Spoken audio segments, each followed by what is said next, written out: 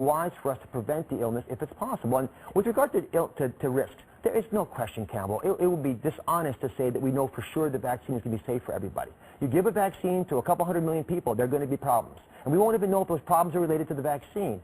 But to be fair to many Americans who are concerned, there's probably going to be some issues that arise with the vaccine, but we think they're going to be exceedingly rare. Even if they're as bad as they were in 1976 with the immunization given for the swine flu that resulted in Guillain-Barré, the incidence of getting that wasn't that much different from getting hit by lightning, the proverbial risk factor most of us try away from. Look, you are telling a mother who is trying to decide myself whether to get my kids vaccinated when the time comes, and I'm reading this, 51% of parents, only 51% are absolutely certain. I'll be honest, I'm in that 50% that isn't absolutely certain. So how do you convince me? How do you convince the other parents out there that we need to do this? Campbell, I'm going to get it, yeah, if that helps at all, but I'll tell you, my wife is not going to immunize our kids. Because I've got 4 of them, and when I go home, I'm not Dr. Oz, I'm Mr. Oz. And so you are just like most Americans. All I can say is that there are going to be 2 extremes of the population. Some folks who say, you know what, I'm going to do this. It's oh, yeah, you might drop dead, but no big deal. You should give it to your kids, but I'm not going to give it to my kids. What a freaking hypocrite. Well, okay. And here's the news report from Russia Today, which is actually a lot more accurate than most mainstream news sources about, here in the U.S., elitists refusing to take the vaccine.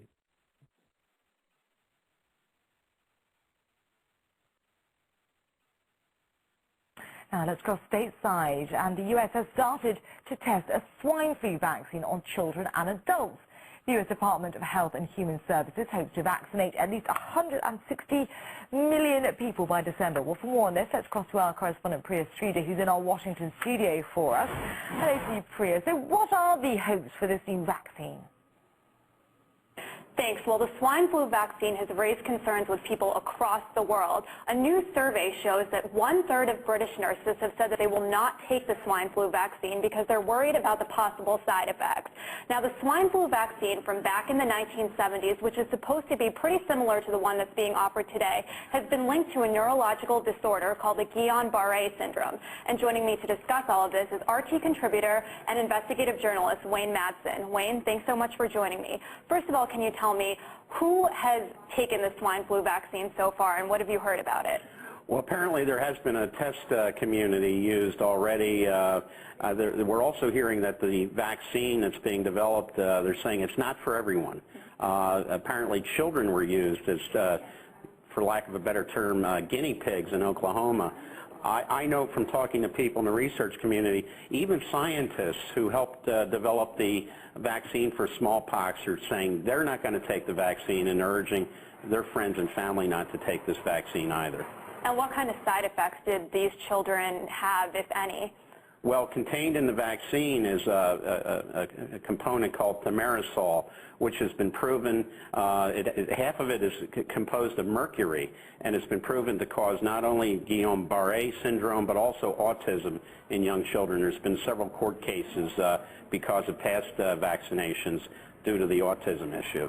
And so how will this swine flu vaccine be offered? Will it be mandatory for people? What have you heard about that? Well, there was a conference here in Washington last week where we have two themes present. We have the research community, the medical community, saying, look, what we need to provide the public is good information, and let them make the decision based on facts. We have the emergency community, the Homeland Security, Federal Emergency Management Agency people talking about forced vaccinations, forced quarantines, basically the politicians running the show instead of the people who are from the medical community and know much better about the threat of this particular influenza. And so how effective would a vaccine be if the majority of people decide not to take it? Well, for those who take it, of course, they can limit their exposure to others. But what we're basically hearing is there's a anti-vaccine movement now starting across America. As one person said from the public health community, said these people are revving up, almost like this is the enemy, and not, they're going to invoke all these various protocols for emergency situations, treating these people who don't want to take the vaccine, forcing children as a predicate to enroll in school, for example, to take the vaccine is going to cause quite a few problems here amongst the public in the United States. And how much testing was actually done on this vaccine? How come we weren't able to find one that would, not have all these side effects? Well, the testing, we're hearing, of course, there may be a recommendation for 3 vaccinations, 2 for the swine flu, 1 for the regular seasonal flu. But we all know about the side effects from 1975 and 76, and therefore this vaccine, even amongst people who work in the medical community, is not considered safe. And when are these decisions likely to happen? When will they decide if this will be mandatory or not? We're hearing that this second wave of the flu for the Northern Hemisphere will strike sometime at the end of September and reach. Okay, I mean, over half of doctors, 34% of nurses refuse to take the swine flu vaccine, as that gentleman just said, in efforts to force vaccinations of doctors and nurses and other populations have led to an unprecedented public backlash with protests, lawsuits, and in some countries, arrests of swine flu manufacturers for the deliberate poisoning of the people. And efforts to force vaccinations on the general public have led to even more spectacular backlashes. Now, this hasn't stopped these criminals from forcibly vaccinating school children against their parents' will, and then claiming it was an accident, like they did in this one case, which I will play for you right now. Has a lot of questions tonight after he says his son was given the H1N1 vaccination at school without his permission. The child got the vaccination from Montgomery County health officials at Camargo Elementary School. But his dad says the child has other health issues that make this vaccination potentially dangerous. Sherelle Roberts talked with the upset father and school officials for tonight's top story. School officials say that it was a mix-up, a case of mistaken identity that caused a 7-year-old student to receive the H1N1 vaccine despite the fact that his parents said he wasn't supposed to. And now the young man's parents are upset. They want authorities to revisit their procedures and possibly change them to make sure this doesn't happen to another child. I picked him up from school, and he said he'd been to the nurse's station and he got medicine sprayed in his nose. And we didn't give him consent to do so. So Matthew Angel called his son's school's nurse's station and discovered his son had been given the flu mist vaccination for H1N1. They said, we're sorry, we got the wrong kid by mistake. The flu mist was supposed to go to another child who had a similar name to Jacob Wages.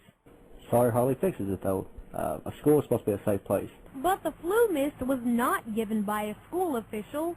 A Montgomery County Health Department nurse was running a vaccination clinic at the school and administered it. We contacted the health department looking for an explanation, and they said that the incident is under investigation. But this dad says an investigation might not protect his asthmatic and naturally sickly child from falling ill because of the mistake. A little cold can lead to a big thing for him.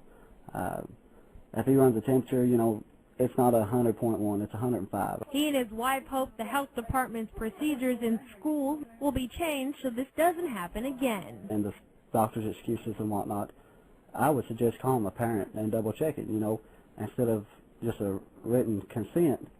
How about verbal?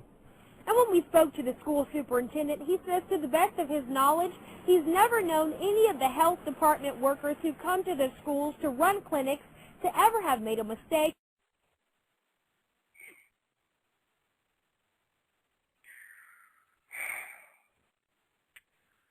Well, and that's not just an isolated incident. Here's another case of a kid being forced to take a vaccination without parents' knowledge. A topic that many medical professionals won't touch. Can childhood vaccinations be the cause of autism in some children? WETM 18 News reporter Zach Wheeler has been sifting through all the research and joins us now live in the studio with more. Zach? Well, definitely, we sat down with one local family who shared their story on how they believe their 2 children developed autism after they were vaccinated. What you're about to hear may just surprise you. To give you an idea of what a happy... As Barbara and Butch LeBrecq look through pictures of their kids, they can't help but wonder if they only knew what they know now. Their first son, Johnny, was born a normal and healthy boy, very strong and very alert. But after Johnny received his 4-month shots, he became very ill with chronic diarrhea. Doctors ruled out different allergies or colic. We hospitalized him.